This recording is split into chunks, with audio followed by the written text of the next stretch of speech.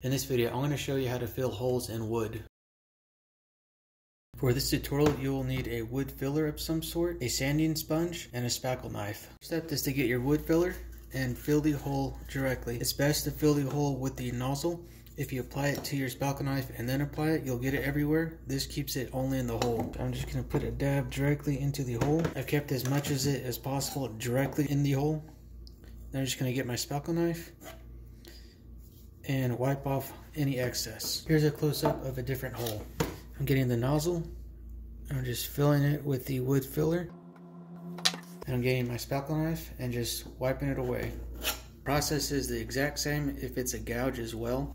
I'm putting the nozzle directly into the gouge, spreading some filler, getting the knife, and just leveling it out. Your spackle knife needs to be larger than the gouge you're filling. To create a flat surface, the edge of the spackle knife needs to be much wider than the gouge. If the holes are very small, you could apply the filler directly to your knife and quickly go across all these little holes like this.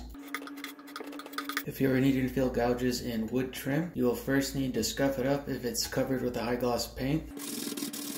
This rough surface allows the wood filler to adhere to it correctly. Then, like the other case, I'm going to fill this in with some filler. Then take the knife and lightly go over it to create a flat surface again.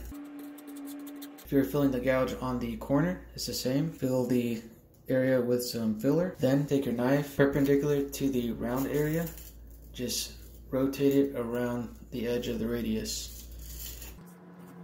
This creates a perfectly round contour that goes seamlessly with the round trim. After filling the holes, you will need to let the filler dry. The exact dry time will be on the instructions of your container. Once it's dry, you will get your sanding sponge and just quickly sand over it to create a flat surface. Once you've sanded over it, you can either paint directly over it or apply stain and then finish. In this video, I showed you how to fill holes and gouges in wood. If this was helpful for you, please like and subscribe.